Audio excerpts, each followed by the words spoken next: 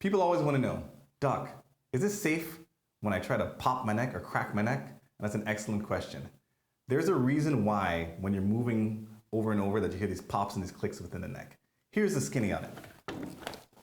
All of these bones within the spine are supposed to line up in one straight line. The trouble is that sometimes we have stresses on that spine. Sometimes we'll sleep poorly. With this specific era, we have a tendency to be on our phones or even in books or reading papers. And all those tensions can build within the spine. So the spine is supposed to be straight, oftentimes can shift, sometimes to the left or to the right.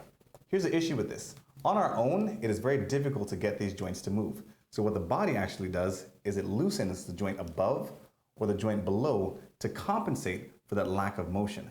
So when you are trying to bend your neck or your mid-back or your spine and rotate, and this joint segment is not moving, the spine will literally move this one or move this one to compensate for that lack of motion. And as a result, you hear a little click, you hear a pop, and oftentimes you'll feel relief. The trouble is that the individual joint that was stuck from the very beginning never moved. And as a result, the pain remains and the stiffness remains and the problem remains.